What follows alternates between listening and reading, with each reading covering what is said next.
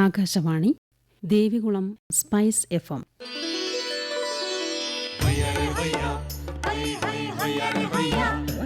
കിസാൻ വാണി.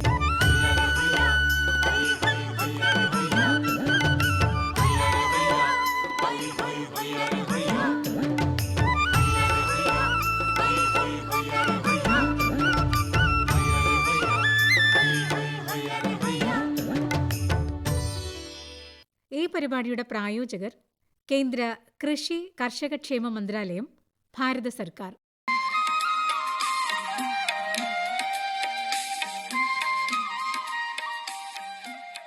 പ്രിയ ശ്രോതാക്കളെ, ഇന്നത്തെ കിസാൻ വാണിയിലേക്ക് സ്വാഗതം.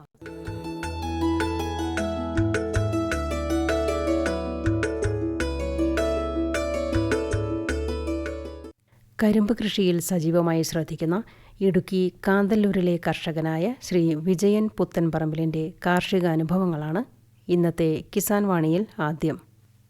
ഇടുക്കി ജില്ലയിലെ കാന്തല്ലൂർ പഞ്ചായത്ത് പഴവർഗ്ഗങ്ങളുടെയും പച്ചക്കറികളുടെയും പ്രധാനപ്പെട്ട ഒരു വിള നിലമാണ്.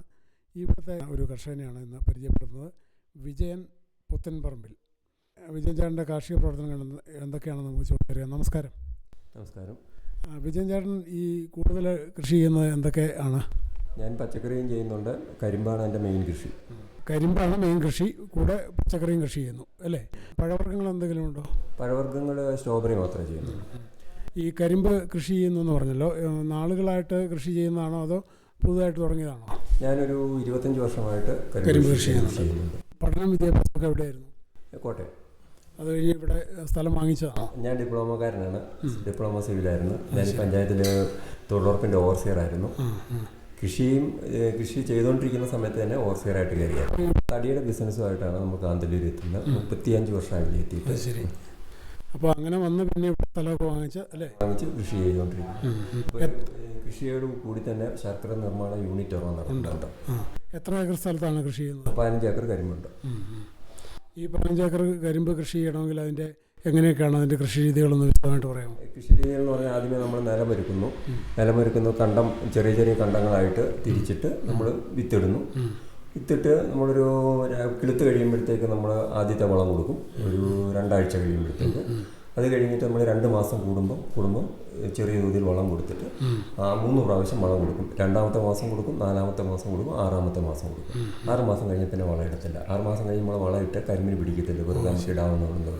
പിന്നെ അത് 6 മാസം കഴിഞ്ഞ് വളം ഇട്ട് കഴിഞ്ഞാൽ ഒരു കുഴപ്പമില്ലാന്ന് വെച്ച് കഴിഞ്ഞാൽ ശർക്കരയുടെ ഉൽപ്പാദനം വരുമ്പോഴത്തേക്ക് അത് ശർക്കരയുടെ ക്വാളിറ്റിയെ ബാധിക്കും. അപ്പോൾ ഈ 6 മാസം വളമിട്ട് കഴിഞ്ഞാൽ പിന്നെ അത് എത്ര നാൾ കഴിയുമ്പോൾ വെട്ടിയെടുക്കാൻ പറ്റും? ആദ്യത്തെ പ്രാവശ്യം 13 മാസം വേണം. ശരി. പിന്നെ 12 മാസം ആകുമ്പോൾ നമുക്ക് കരിമ്പ് വെട്ടിയെടുക്കാം. അങ്ങനെ ഒരു കുറ്റിയിൽ നമുക്ക് 5 പ്രാവശ്യം വരെ വിളവെടുക്കാം. അപ്പോൾ ഈ ഒന്ന് വെട്ടിക്കഴിഞ്ഞ് പിന്നീട് നമ്മളത് നനച്ചു കൊടുത്താൽ മാത്രം മതിയോ? അല്ല, വീണ്ടും അതുപോലെ തന്നെ നമ്മൾ അതിൻ്റെ കിളച്ച് മട്ടയൊക്കെ അതിൻ്റെ വരമ്പൊക്കെ വെച്ച് വീണ്ടും കിളച്ച് 2 മാസം ആകുമ്പോൾ വിളവിടും, 4 മാസം ആകുമ്പോൾ 6 മാസം ആകുമ്പോൾ അങ്ങനെ അതേ രീതിയിൽ തന്നെ പോകും. ഈ കൃഷികളൊക്കെ ചെയ്യാനായിട്ട് തൊഴിലാളികളെ ഇവിടെ തന്നെ കിട്ടുന്നുണ്ടോ? തൊഴിലാളികളെ ആദ്യം കാലങ്ങളിൽ നമ്മളിപ്പോൾ 25 വർഷമായിട്ട് അന്നൊക്കെ നമ്മളോട് ഇങ്ങോട്ട് വന്ന് തൊഴിലാളികൾ ചോദിക്കുമായിരുന്നു, പണിക്ക് വരട്ടെ. ഇപ്പം നമുക്ക് പണിക്കാരെ നമ്മൾ അങ്ങോട്ട് ചെന്ന് പിടിച്ചാലും കിട്ടാത്ത ഒരു സാഹചര്യമായിപ്പോയി. അപ്പോൾ അങ്ങനെ വരുമ്പോഴത്തേക്ക് നമ്മുടെ ഇവിടെ കൃഷി നിന്ന് കുറേശ്ശെ കുറഞ്ഞു വരും. പണിക്കാരെ കിട്ടാനില്ലാത്തൊരു സാഹചര്യമുണ്ട്. ഈ വെള്ളമൊക്കെ വെള്ളം നമ്മൾ നെല്ലിന് പായിക്കുന്നത് പോലെ നമ്മൾ വെള്ളം കയറ്റി വിടുക ചെയ്യുന്നത്. കരിമ്പിന് കയറ്റി വിടും. കരിമ്പ് നല്ലതായിട്ട് ഉണക്കും. നമ്മൾ ഒരു 30 ദിവസം ഉണക്കി കഴിഞ്ഞിട്ട് നമ്മൾ വെള്ളം കയറ്റി വിടുമ്പോഴാണ് അതിൻ്റെ വളർച്ച നല്ല ഇതായിട്ട് വരുന്നത്. കരിമ്പ് കൃഷി എന്ന് പറയുന്നത് വെള്ളം കയറ്റി വിട്ട് ചെയ്യേണ്ട ഒരു കൃഷിയാണ്. ഉണക്ക് വേണം. ഉണക്കുണ്ടെങ്കിലേ അതിൻ്റെ വിളവ് കിട്ടത്തുള്ളൂ. ഈ 1 വർഷം കഴിയുമ്പോൾ നമ്മൾ വെട്ടിക്കഴിഞ്ഞാൽ ഇപ്പോൾ ഈ 15 ഏക്കർ സ്ഥലത്ത് നിന്ന് കുറേ ശർക്കര ഉൽപ്പാദിപ്പിക്കാൻ സാധിക്കും. 4000 കിലോ ഒരു ശർക്കര വരെ നമുക്ക് ഇപ്പം കിട്ടുന്നുണ്ട്. 5000 കിലോ വരെ കിട്ടിക്കൊണ്ടിരുന്നിടത്തുനിന്ന് ഇപ്പം 4000 കിലോയിലേക്ക് കുറഞ്ഞു. ക്ലൈമറ്റ് ചേഞ്ച് ഒത്തിരി വന്നിട്ടുണ്ട്. അതിൻ്റേതായ ഇപ്പോൾ 4000 കിലോ ആവറേജ് കിട്ടുന്നുണ്ട്. ഇത് ശർക്കര ഉൽപ്പാദിപ്പിച്ച് കഴിഞ്ഞാൽ നമുക്കത് എങ്ങനെയാണ് വിൽപ്പന? എന്നെ അപേക്ഷിച്ച് എൻ്റെ യൂണിറ്റിൽ തന്നെ ഒരു പകുതി ശർക്കര വിറ്റ് പോകും. ടൂറിസ്റ്റ് ബേസ് ചെയ്തുള്ള കച്ചവടം ആയതുകൊണ്ട് പകുതി ശർക്കര ഇവിടെ തന്നെ വിറ്റ്, ബാക്കി നമ്മൾ സൂപ്പർ മാർക്കറ്റുകളിലേക്കാണ് കൊടുക്കുന്നത്. കടകൾക്കല്ല കൊടുക്കുന്നത്. സൂപ്പർ മാർക്കറ്റ് നമ്മുടെ ശർക്കരയ്ക്ക് മറവ് ശർക്കര ക്വാളിറ്റി കൂടുതലാണ്. അപ്പോൾ അതനുസരിച്ച് വില കൂട്ടി വിൽക്കുന്ന ഷോപ്പുകളിലേക്ക് മാത്രം നമുക്ക് സപ്ലൈ. ഇപ്പോൾ എന്ത് വിലയ്ക്ക് വിൽക്കാൻ സാധിക്കുന്നുണ്ട്? ഹോൾസെയിൽ 100 രൂപയ്ക്ക് വിൽക്കുന്നുണ്ട്. ഒരുവിധം നല്ല വില ഈ ഉണ്ടല്ലേ? ഒരു 2 വർഷമായിട്ട് 100 രൂപ ഹോൾസെയിൽ റേറ്റ് നമ്മൾ നിൽക്കുന്നുണ്ട്. ഉൽപ്പാദിപ്പിക്കുന്ന ഇപ്പം യൂണിറ്റ് ഉണ്ടെന്ന് പറഞ്ഞല്ലോ, അതിൽ തൊഴിലാളികൾ ഇവിടെ തന്നെ ഉള്ളവരാണോ? 6 പേരുണ്ട് തൊഴിലാളികൾ, 6 പേരും നമ്മുടെ ഇവിടെ തന്നെയുള്ളവരാണ്. അത് കൃത്യം അതിൻ്റെ പ്രത്യേകമായിട്ട് പണി അറിഞ്ഞിരിക്കുന്ന ആൾക്കാർ വേണ്ടേ? നമ്മുടെ ഷോപ്പിലുള്ള 6 പേർക്കും അതിൻ്റെ പണികളെല്ലാം അറിയാം. ഇതിൻ്റെ പദം നോക്കുകയെന്ന് പറയും, പാകം നോക്കുന്നതാണ് ഇതിൻ്റെ മെയിനായിട്ടുള്ളൊരു ഇത്. അതെല്ലാവരും ചെയ്യും. പിന്നെ അത് ഉരുള പിടിക്കുന്നതൊക്കെ എങ്ങനെയാണ്? ഉരുള പിടിക്കുന്ന എല്ലാവരും പിടിക്കും, കൈക്ക് തന്നെ പിടിക്കും. ശർക്കര ആദ്യം നീരാക്കി എടുത്തിട്ട് അങ്ങനെയല്ലേ? നമ്മൾ ശർക്കര നീരാക്കി എടുക്കുന്നു. നമ്മുടെ ഇതിൻ്റെ കൊപ്ര എന്ന് പറയുക ശർക്കര ഇത് ചെമ്പിനകത്ത് 3.5 മണിക്കൂർ തീ കത്തിച്ച് കഴിയുമ്പോഴത്തേക്ക് പായസം പോലെ ഇത് കുറുകി വരും. കുറുകി വരുമ്പോൾ ഇതിൻ്റെ പാകം നോക്കും, വെള്ളത്തിൽ വെച്ച് പാകം നോക്കി നമ്മൾ ശർക്കര തോണിയിലേക്ക് ഇറക്കും. ഇറക്കിയിട്ട് അതിനകത്തൊരു 1/2 മണിക്കൂർ ഇറക്കി കഴിയുമ്പോഴത്തേക്ക് കട്ടിയായിട്ട് വരും. ഒരു 140 ഡിഗ്രിയിലാണ് ഇത് ഇറങ്ങുന്നത്. ഇറങ്ങി കഴിഞ്ഞ് ഒരു 70 ഡിഗ്രി ചൂടൊക്കെ ആകുമ്പോഴത്തേക്ക് ഉരുട്ടാൻ തുടങ്ങും. അപ്പോൾ ഒരു ഉരുട്ടൊരു പണിയാണ്, എന്നാലും നമ്മളത് നല്ല എക്സ്പീരിയൻസ് വേണം അത്. അപ്പോൾ നല്ല ഇത് കൈ പൊള്ളു എന്നുള്ള സാഹചര്യം വരുമ്പോൾ വെള്ളത്തിലൊന്ന് ചെറുതായിട്ട് കൈ മുക്കിയിട്ട് അങ്ങനെ ഉരുട്ടി. അപ്പോൾ ഇത് എത്ര സമയം കൊണ്ട് ഉരുട്ടി തീർക്കണം അങ്ങനെ ഉണ്ടോ? 1/2 മണിക്കൂർ ഉണ്ടെങ്കിൽ ഉരുട്ടി തീർക്കണം, അല്ലെങ്കിൽ ചൂടാറി കഴിഞ്ഞാൽ പിന്നെ ഉരുളയില്ല. അപ്പോൾ എത്ര പേര് ഉരുട്ടേണ്ടി വരും? 4 പേര് ഒരു ചെമ്പോ 250 കിലോ ഉരുട്ടും. ഇത് ഉരുട്ടി കഴിഞ്ഞിട്ട് പിന്നെ നമ്മൾ ചാക്കുകളിലാക്കുന്നതൊക്കെ എങ്ങനെയാണ്? ഉരുട്ടി കഴിഞ്ഞാൽ അങ്ങനെ വെച്ചേക്കും നമ്മൾ. ആ തുണിയിൽ തന്നെ കിടക്കും. കിടന്നു കഴിഞ്ഞ് ഒരു 1.5 മണിക്കൂർ കിടക്കുമ്പോഴത്തേക്ക് ചൂടാവും. ചൂടാറി കഴിഞ്ഞാൽ പാക്ക് ചെയ്യാം. പാക്ക് ചെയ്തിട്ട് പിന്നെ നമ്മളിത് വാഹനങ്ങളിൽ കയറ്റി അങ്ങനെ എന്താണെങ്കിൽ നമുക്ക് 1 കിലോ പാക്കറ്റാക്കി നമ്മൾ ഷോപ്പിൽ കൊടുക്കും. അല്ലാതെ നമ്മൾ 30 കിലോ പാക്കറ്റാക്കി നമ്മൾ 30 അവരുടെ ആവശ്യം അനുസരിച്ചുള്ള ചാക്കുകളിലാക്കി അവിടെ എത്തിച്ചു കൊടുക്കും. അങ്ങനെ ശർക്കര വളരെ നല്ല ക്വാളിറ്റിയുള്ള ശർക്കരയാണ്. മറയൂർ ശർക്കരയ്ക്ക് പ്രത്യേക ഡിമാൻഡും ഉണ്ട് അല്ലേ? ഇപ്പോൾ ഈ വ്യാജൻ ഒക്കെ കയറി വരുന്നുണ്ടെന്ന് ഇങ്ങനെ കേൾക്കുന്നു. നാട്ടിൻ്റെ വ്യാജൻ കയറി വരുന്നുണ്ട് മറയൂർ ശർക്കരയുടെ പേരിൽ. മറയൂർ ശർക്കര നമ്മൾ കൈക്ക് ഉരുട്ടുവാണ് നേരത്തെ തൊട്ട്. പക്ഷെ അന്നേരം അത് എന്നാന്ന് വെച്ചാൽ തമിഴ്നാട്ടിൽ നിന്ന് വരുന്ന അച്ചി ശർക്കരയായിരുന്നു. അപ്പോൾ അതുകൊണ്ട് നമുക്ക് മറയൂർ ശർക്കരയും അച്ചി ശർക്കരയും നമുക്ക് അറിയാമായിരുന്നു. ഇപ്പം എന്നാന്ന് ചോദിച്ചാൽ തമിഴ്നാട്ടിൽ നമ്മൾ ഉരുട്ടുന്നത് പോലെ തന്നെയാണ് അവർ ഉരുട്ടുന്നത്. ഇപ്പം ഇവിടെ വന്ന് നമുക്ക് ഉരുട്ടിക്കൊണ്ട് നിന്ന പണിക്കാരൊക്കെ തമിഴ്നാട്ടുകാരായിരുന്നു നേരത്തെ. അപ്പോൾ അവർ തിരിച്ചു പോയി അവർ അതേപോലെ ഉരുട്ടാൻ തുടങ്ങി. അപ്പം നമ്മളെന്താണെന്ന് വെച്ചാൽ എന്നെ അപേക്ഷിച്ച് ഞാൻ എന്താണെന്ന് വെച്ചാൽ ഞാനിത് ചെറുതാക്കി. നമ്മളത് ചെറുതാക്കി കഴിഞ്ഞപ്പോഴത്തേക്ക് തേനിയിൽ നിന്ന് വരുന്ന അതേ വലിപ്പത്തിൽ അവർ ഉരുട്ടാൻ തുടങ്ങി. നമ്മളുടെ കെമിക്കൽ ചേർക്കാതെ നമ്മൾ കറുത്ത ശർക്കരയായിരുന്നു. ഇപ്പോൾ അവർ കെമിക്കൽ ചേർക്കാതെ അവരും കറുത്ത ശർക്കര ഇറക്കാൻ തുടങ്ങി. നമ്മളിവിടെ എന്ത് ചെയ്യുന്നതോ അത് ഒരാഴ്ച കഴിയുമ്പോൾ അവരുടെ അവിടുന്ന് ഫാക്ടറിയിൽ നിന്ന് അതേ പ്രൊഡക്ഷൻ ഇറങ്ങി വരാൻ തുടങ്ങി. അതെന്താ ഈ ഇവിടെ ഞങ്ങൾ കാന്തല്ലൂർക്കാരെ അപേക്ഷിച്ച് 3 യൂണിറ്റേ ഉള്ളൂ. ഈ 3 യൂണിറ്റിൽ ഞങ്ങൾക്ക് പുറത്ത് കൊടുക്കാൻ ശർക്കരയില്ല.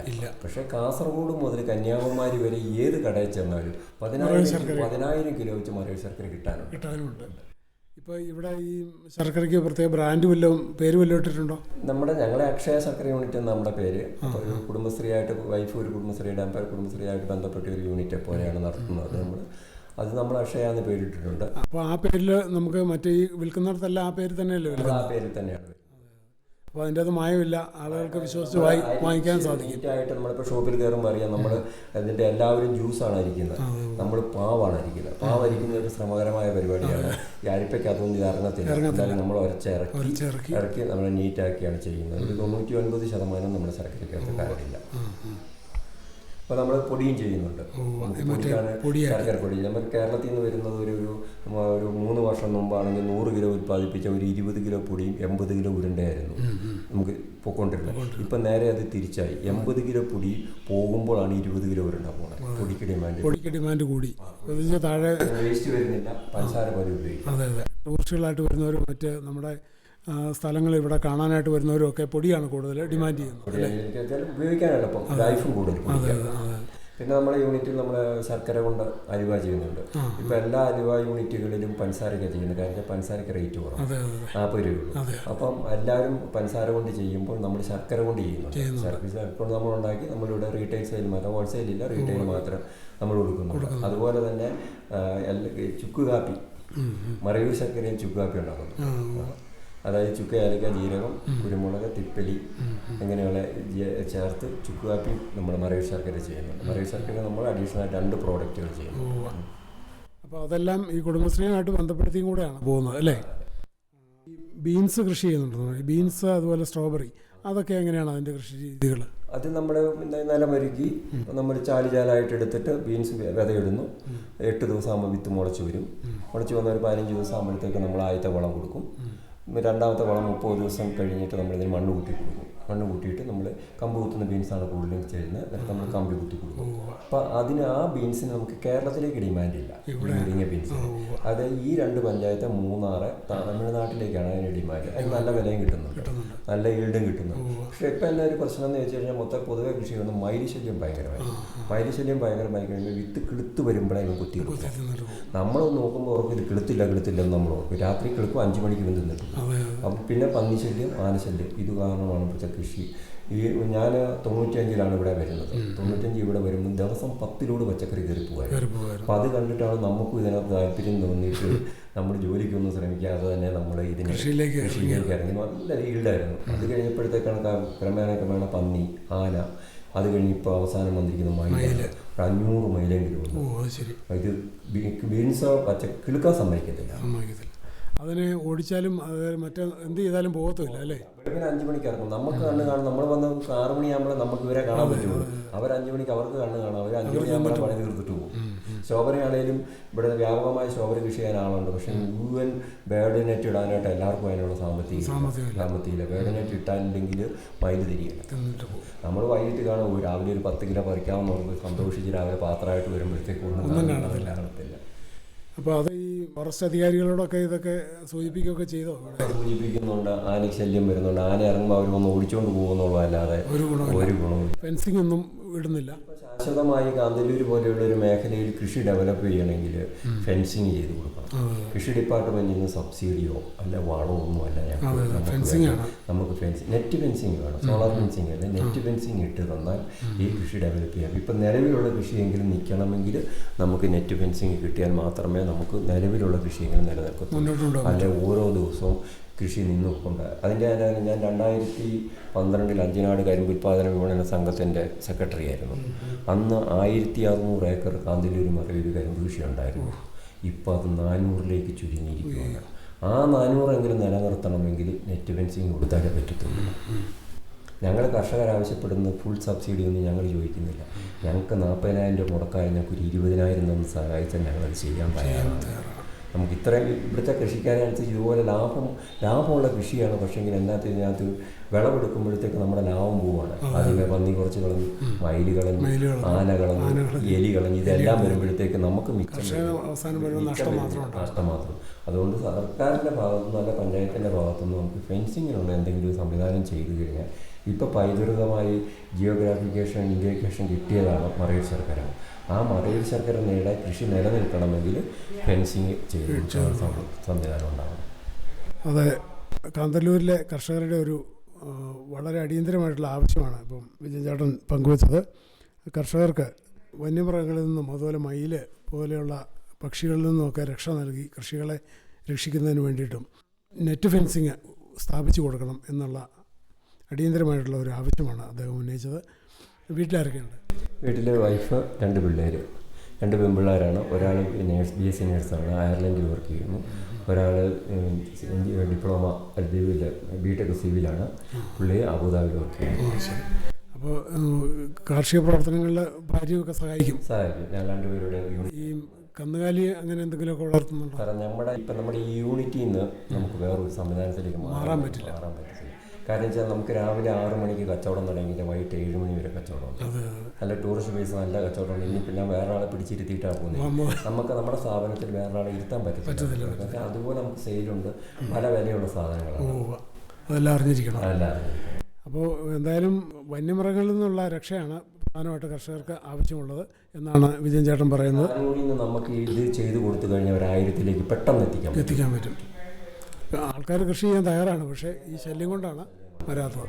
അതായത് ഇപ്പം ഞാൻ ഒരുത്തോട് പറയും, കൂടുതലും ലീസിനെടുത്താണ് ആൾക്കാർ ഇത് കൃഷി ചെയ്യുന്നത്. അപ്പം ലീസ് ലാൻഡിൽ സ്വന്തം കയ്യിൽ നിന്ന് ഇത്രയും പൈസ മുടക്കി ചെയ്യുമ്പോൾ അതിനൊരു ഇതാവും. ഇതിപ്പോൾ നെറ്റ് ഫെൻസിങ് അടിച്ചു നമ്മളൊരാൾ കൃഷി ചെയ്തു, ആ പാട്ടം കഴിയുമ്പോഴത്തേക്ക് നമ്മൾ അടുത്ത സ്ഥലം കൃഷി ചെയ്യാൻ എടുക്കുമ്പോൾ നമുക്കിത് ചുരുട്ടി എടുത്തുകൊണ്ട് പോയി നമുക്ക് വയ്ക്കാൻ പറ്റും. ഈ സോളാർ ഫെൻസിങ് കുഴപ്പമെന്താണ് പ്രശ്നം എന്ന് വെച്ചാൽ പന്നി വരണ്ട് വരുവാണെങ്കിൽ സോളാർ അതിന് പ്രശ്നമല്ല, അത് അടിച്ചകത്ത് കയറും. അകത്ത് കയറി കഴിഞ്ഞാൽ ഒരു കുഴപ്പമില്ല. അപ്പുറത്തെ സൈഡിൽ ചെല്ലുമ്പോൾ കമ്പി നിൽക്കുമോ, ഇവനെ ഇറങ്ങത്തില്ല. അവൻ 2 ദിവസം കൊണ്ട് കൃഷി മുഴുവൻ അടിച്ച് നിരപ്പാക്കി കളയും. ഇപ്പം നെറ്റ് ഫെൻസിങ് ആകുമ്പോഴത്തേക്ക് നമുക്ക് ഓടി വന്നാൽ ഇടിച്ച് കയറത്തില്ല. അതിൽ നെറ്റ് ഫെൻസിങ് സോളാർ ഫെൻസിങ് ഏകദേശം ഒരേ ചിലവാണ്. കാരണം വെച്ചാൽ വർഷാവർഷം മെയിൻറ്റെയിൻസ് ചെയ്യണം. ശരി. സോളാറാണ്. മാസത്തിലൊരിക്കലും ഇതിൻ്റെ കള വെട്ടിക്കളഞ്ഞ് അങ്ങനെയുള്ള പരിപാടി ടച്ചിങ് ഉണ്ടാകും. ഇതെന്ന് പറഞ്ഞാൽ ഒറ്റ ഇതിൽ പരിപാടി കഴിഞ്ഞ് വലിയ മെയിൻ്റെനൻസ് വരും. അല്ലെങ്കിൽ ഒരു കാല് വല്ലപ്പോഴും പോകും, അത് മാറ്റി കൊടുത്താൽ മതി. എന്തായാലും ഒത്തിരി സന്തോഷം. പ്രിയ ശ്രോതാക്കളെ, കാന്തല്ലൂരിലെ കരിമ്പ് കൃഷിയിൽ സജീവമായി ശ്രദ്ധിക്കുന്ന കർഷകനായ ശ്രീ വിജയൻ പുത്തൻപറമ്പിലാണ് ഇത്രയും നേരം തൻ്റെ കാർഷികാനുഭവം നമ്മോട് പങ്കുവച്ചത്. ഇത്രയും കാര്യങ്ങൾ ശ്രോതാക്കൾക്ക് വേണ്ടി പങ്കുവച്ചതിന് നന്ദി. കരിമ്പ് കൃഷിയിൽ സജീവമായി ശ്രദ്ധിക്കുന്ന ഇടുക്കി കാന്തല്ലൂരിലെ കർഷകനായ ശ്രീ വിജയനുമായി ഇതുവരെ സംസാരിച്ചത് ജോഷി തോമസ്. हर जोखिम से निकल कर फसल आए, सुरक्षित हो जाए,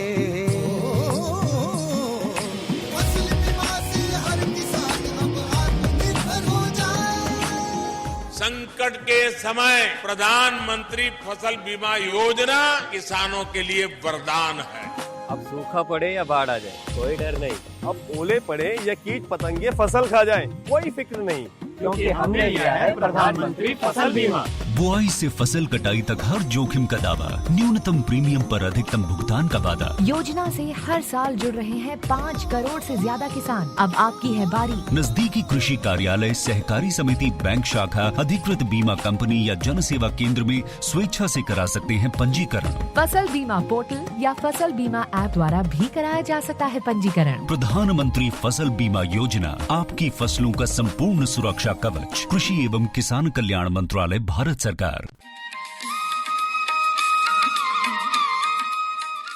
കിസാൻ വാണിയിൽ ഇനി പച്ചക്കറി കൃഷിയിൽ സജീവമായി ശ്രദ്ധിക്കുന്ന ഇടുക്കി കാന്തല്ലൂരിലെ കർഷകനായ ശ്രീ KG കൃഷ്ണനുമായുള്ള അഭിമുഖം കേൾക്കാം.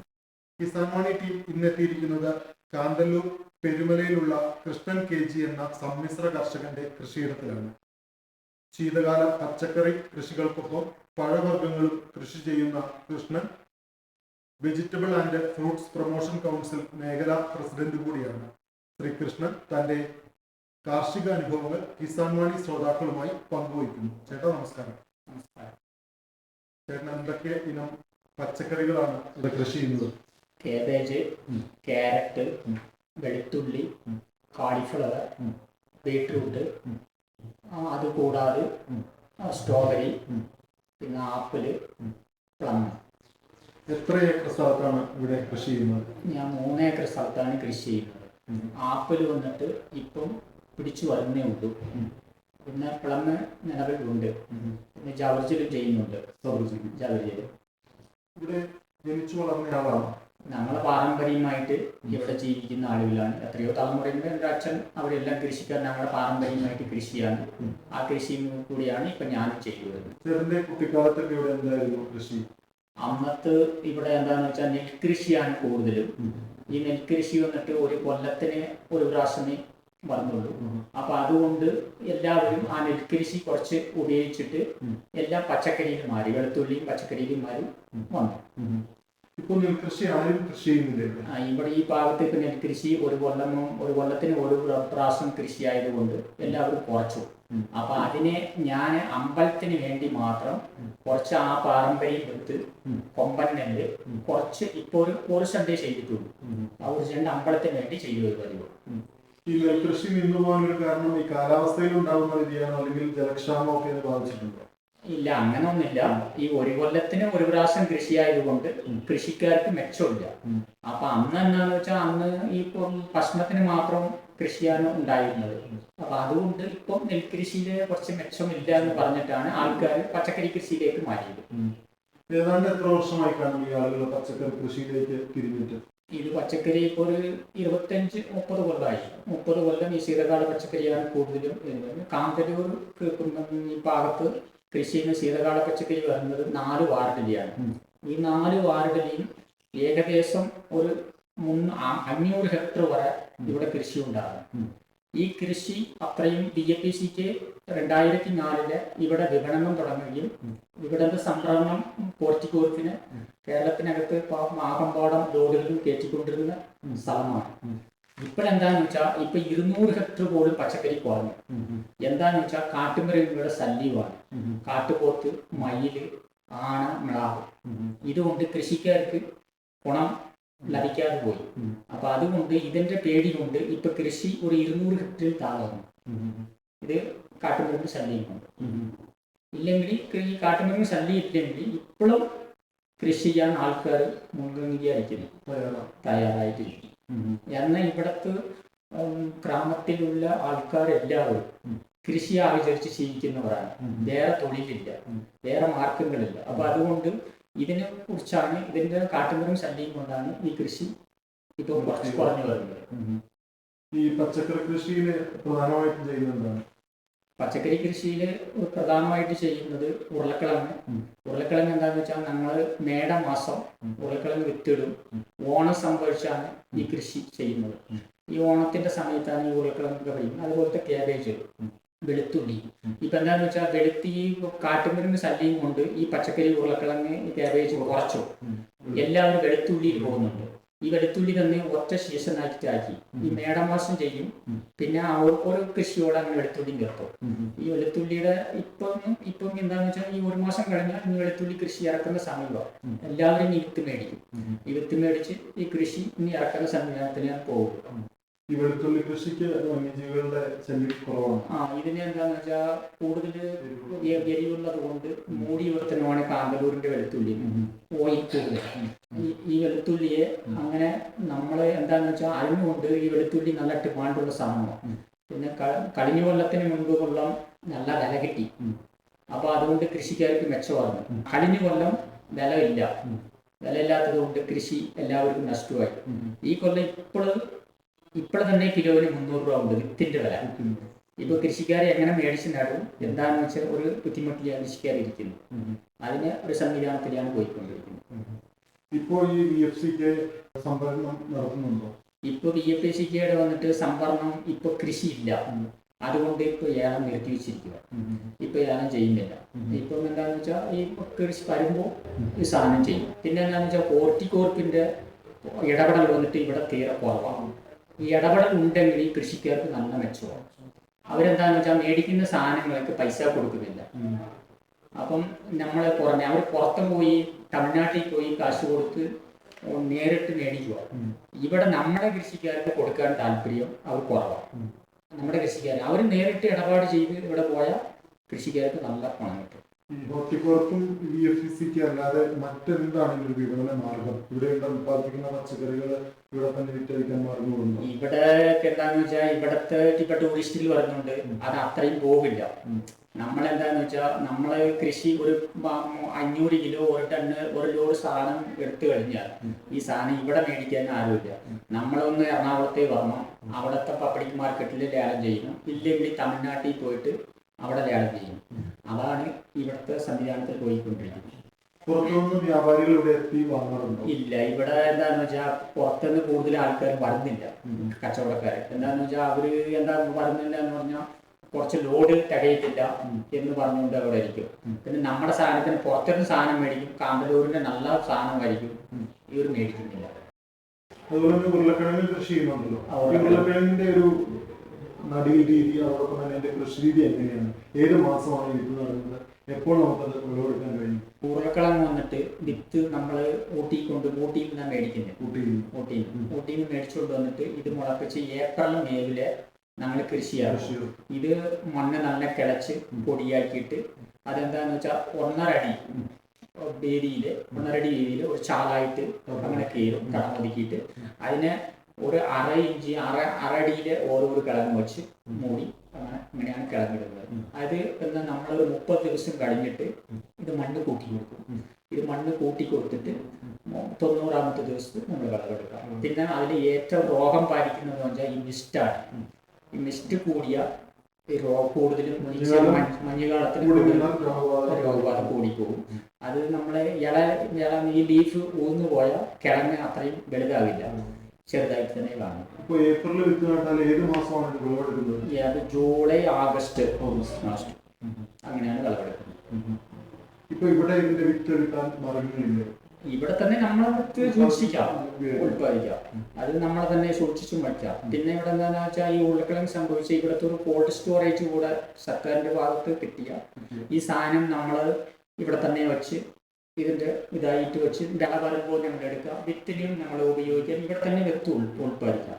സർക്കാരിന്റെ കൂടുതൽ ഇടപെടൽ ആവശ്യം, സർക്കാരിന്റെ ഇടപെടൽ കൂടുതൽ ആവശ്യമാണ്. അതോടൊപ്പം തന്നെ പഴവർഗ്ഗങ്ങള്, പ്ലംസും, സബർജില്ലി, ആപ്പിൾ, ഈ മൂന്ന് കൃഷിയും എങ്ങനെയാണ്, ഏത് കാലം മുതലാണ് ഇവിടെ തുടങ്ങിയത്? ചേട്ടൻ എത്ര കാലം മുമ്പാണ് ആരംഭിച്ചത്? ഇത് ഇപ്പൊ എന്താന്ന് വെച്ചാൽ ഒരു ആപ്പിളിന്റെ കൃഷി എന്ന് പറയുന്നത് ഒരു 15 വർഷമായി. ഈ 15 വർഷം ഓരോ ചോടായിട്ടാണ് പഠിപ്പിച്ചുകൊണ്ടിരുന്നത്. ഓരോ വീട്ടിൽ ഒന്നൊന്ന് കാണും, അങ്ങനെയാണ് ഇരുന്നത്. പിന്നെ അത് കായ്കളൊക്കെ പിടിക്കാൻ തുടങ്ങിയപ്പോൾ ഇപ്പൊ കുറെ ചെയ്യാൻ ആൾക്കാരുടെ വിത്തുകളും ഇതുകളും പിന്നെ കൃഷിഭവൻ വഴിയും പഞ്ചായത്തിന്റെ വഴിയും കുറച്ച് തൈകൾ കൊടുക്കും. അതിന് മേടിച്ച് കുറച്ച് ഇപ്പൊ എല്ലാം നടാൻ തുടങ്ങി. ഇപ്പം ഓരോരുത്തരും 1 ഏക്കറിന്റെ കണക്കിൽ 50 ചോട് 100 ചോട് ഇങ്ങനെ പിടിപ്പിക്കാൻ തുടങ്ങിയിട്ടുണ്ട്. ഇപ്പൊ ഒരു ടൂറിസം ഡെസ്റ്റിനേഷൻ കൂടി ആയതുകൊണ്ട് ഈ പഴവർഗ്ഗ കൃഷി ലാഭകരമാണോ കാന്തല്ലൂരിലും കീഴാമ്പൂരിലും? ലാഭകരമെന്ന് ഇനി നമ്മളെ പറയാൻ പറ്റില്ല. ഈ കൃഷിക്ക് ഇപ്പൊ ടൂറിസ്റ്റ് വന്നിട്ട് കാണുന്നുണ്ട്, അതിന്റെ ഒരു വാങ്ങുന്നുണ്ട്, അങ്ങനെയാണ് പോയിക്കൊണ്ടിരിക്കുന്നത്. പിന്നെ അത് ഉൽപാദനങ്ങൾ കൂടി വന്നിട്ട് ഇതിന്റെ മാർക്കറ്റിൽ വിലയിരുത്തിയാലും നമ്മളതിന്റെ കുറിച്ച് ലാഭം കിട്ടുള്ളൂ എന്ന് പറയുന്നത്. ഇപ്പൊ അങ്ങനെ അല്ലല്ലോ. ഇപ്പൊ നമ്മളെ കൃഷി തുടങ്ങുന്ന പരിപാടികളാണ്. അപ്പൊ പണം നല്ല ഫ്രൂട്ട് കിട്ടിയാൽ അതിന്റെ ലാഭം, കിട്ടിയില്ലെങ്കിൽ ഇല്ല. അങ്ങനെയാണ് പോയിട്ടുണ്ട്. ഈ സബർജില്ലി, ആപ്പിള്, അതുപോലെ തന്നെ പ്ലംസിന്റെ ഒക്കെ തൈകൾ എവിടെയാണ് കൊണ്ടുവരുന്നത്? ഇത് ഇവിടെ തന്നെ ഉൽപ്പാദിക്കും. അതില്ലാതെ കൊടക്കാനുള്ള മേടിക്കും. ആദ്യമായിട്ട് കൊണ്ടുവരുന്നത് കൊടക്കാനില്ല, ഇവിടെ തന്നെ ഉൽപ്പാദിച്ചിട്ടുണ്ട്. കാരണന്മാർ കാലത്തിൽ ഇവിടെ തന്നെ ഉണ്ടായിരുന്നു. അപ്പൊ അങ്ങനെ തന്നെ ഉണ്ടായിരുന്നു. അതിന്റെ രീതിയിൽ ഇങ്ങനെയാണ് ചെയ്തിട്ടുള്ളത്. വീട്ടിലാരൊക്കെയുണ്ട്? വീട്ടില് ഭാര്യയുണ്ട്, 2 കൊച്ചും മോനുണ്ട്.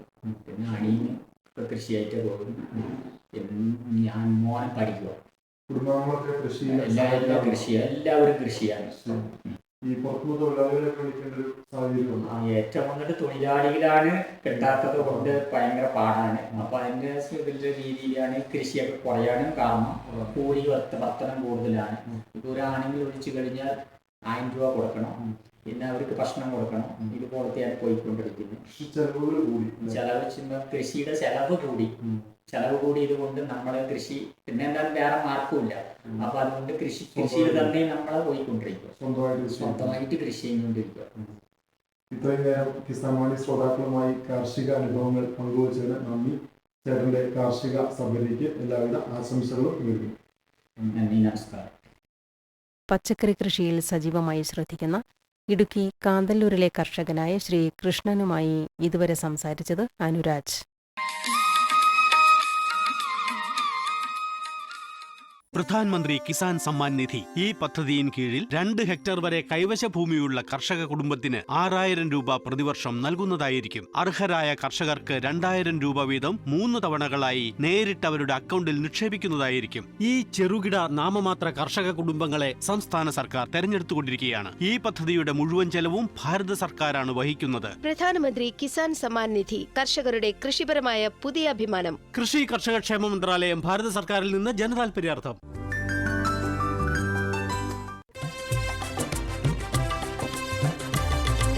സഹകരണത്തിൻ ബലത്തിൽ വികാസത്തിനു ചുവട് വയ്ക്കാം.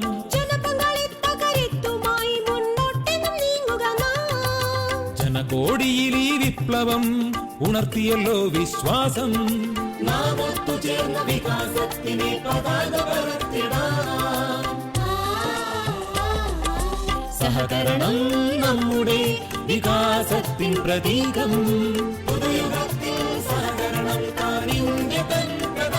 കൃഷി മന്ത്രാലയം, ഭാരത സർക്കാരിൽ നിന്ന് ജനതാൽപര്യാർത്ഥം. ഈ പരിപാടിയുടെ പ്രായോജകർ കേന്ദ്ര കൃഷി കർഷക ക്ഷേമ മന്ത്രാലയം, ഭാരത സർക്കാർ. എല്ലാ കിസാൻ വാണി ശ്രോതാക്കൾക്കും കൂപ്പുകൈ.